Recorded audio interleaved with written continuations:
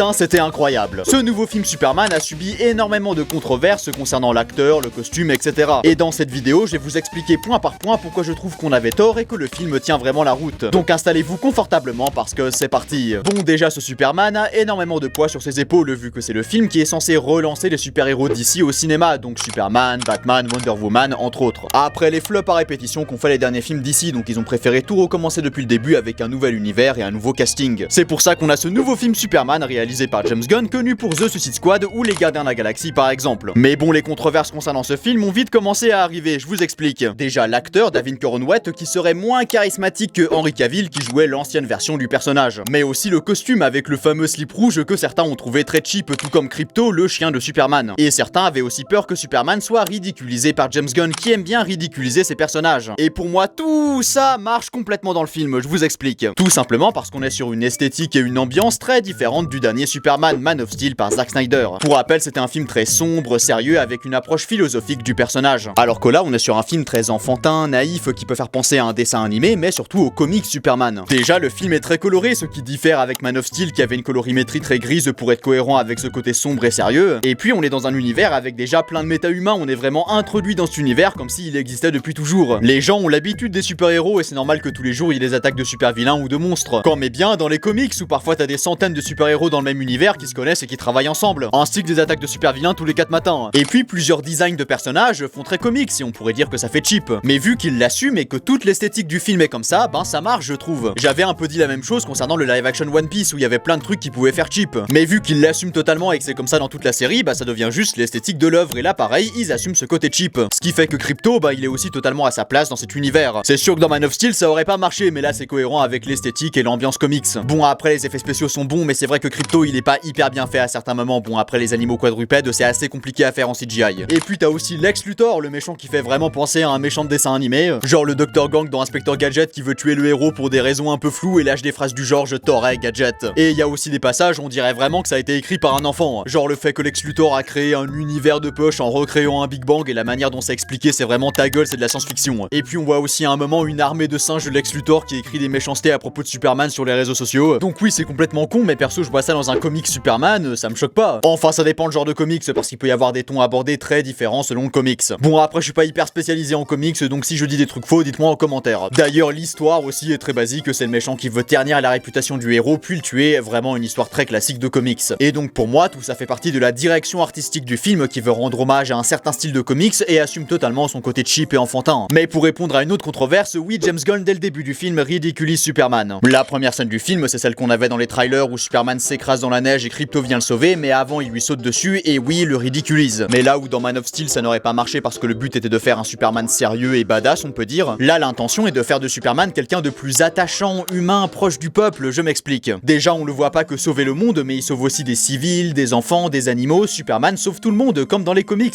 Et je trouve que c'est vraiment quelque chose qui rend le personnage aussi attachant parce qu'il a une vision très optimiste du monde et veut sauver tout le monde. Mais aussi Superman ici est un homme imparfait, il fait parfois des flops, il y a des problèmes de couple avec Lois, et justement le fait qu'il fait parfois des erreurs qui sont tournées au ridicule, ben ça le rend plus humain. Parce que les humains sont aussi imparfaits et peuvent être ridicules, donc on peut s'identifier à lui. C'est la même chose avec Spider-Man, je trouve, ok il a des pouvoirs mais il a vécu des choses qu'on pourrait aussi avoir vécues, comme des problèmes de famille, des problèmes de couple, mais il fait aussi des erreurs et peut être ridicule comme n'importe quel être humain et donc on peut s'identifier à lui. Alors que dans Man of Steel c'était pas le cas parce que c'était pas le but, mais j'y reviendrai plus tard. Bon après oui ce Superman il était quand même torturé, il avait dû surmonter un deuil, ce qui faisait que le spectateur pouvait avoir de l'empathie pour lui, mais s'identifier c'est plus compliqué je trouve. Bon après oui le ridicule il faut bien le doser et pour pas non plus que le personnage devienne pathétique il faut contrebalancer avec des scènes de fierté et de gloire, ce qui est le cas. Superman a quand même des moments de gloire où il est bien mis en valeur avec une contre-plongée, un regard de conquérant sans qu'une blague vienne tout gâcher, ce qu'on pouvait parfois avoir dans des films de James Gunn. Et en parlant de trucs drôles, le film possède évidemment le fameux humour de James Gunn, avec des décalages entre la grandeur et le ridicule et des répliques en décalage avec le contexte. Bon après il aime bien aussi les blagues un peu adolescentes, genre les blagues de cul ou l'humour noir, mais rassurez-vous, il y en a pas dans Superman, ça reste un film familial. Et cet humour personnellement me fait rire, après je peux comprendre que certains le trouvent un peu chiant à force. Mais je trouve que Gunn a aussi très bien réussi les scènes d'action, avec des combats en plan séquence assez spectaculaires, avec des mouvements de caméra circulaires, genre tournés autour du personnage, qui font beaucoup penser au plan séquence qu'on avait dans les Gardiens de la Galaxie 3. Aussi il y a une scène avec un kaiju et Dieu sait que j'aime les kaiju. Et il y a aussi des plans très spectaculaires à certains moments. Bon après James Gunn il est aussi connu pour les grosses séquences émotions qu'on a dans certains de ses films. Et je trouve justement que ça manque un peu de ça. Bon à la fin il y a bien un plan mignon avec Superman et Lois où Superman l'embrasse en volant, mais pas de scènes qui vont nous faire chier chialer à l'horizon. Et dernière controverse, je trouve que David Cornwell fait vraiment le taf, il peut être charismatique, mais nous fait aussi ressentir ce côté humain dont je parle depuis avant. Après, est-ce que c'est mieux que Man of Steel? Eh bien pour moi, c'est deux approches du personnage tellement différentes qu'on peut pas vraiment les comparer. C'est pas le même but et les mêmes intentions derrière, et donc si vous préférez un Superman sombre, terre à terre, mais aussi torturé psychologiquement après la mort de son père adoptif, mais aussi après avoir été obligé de tuer quelqu'un, avec une portée religieuse et philosophique du personnage, ben il y a de grandes chances que vous préférez Man of Steel. Mais si vous aimez un Superman humain, enfantin, toujours optimiste, drôle, à qui on peut s'identifier, qui est l'ami des enfants, l'ami de tout le monde en fait, je pense qu'il y a de grandes chances que vous préférez la version de James Gunn, et moi personnellement, j'aime les deux. Et je trouve que c'est cool qu'on ait deux versions de Superman aussi différentes, c'est ça qui est cool aussi avec les comics,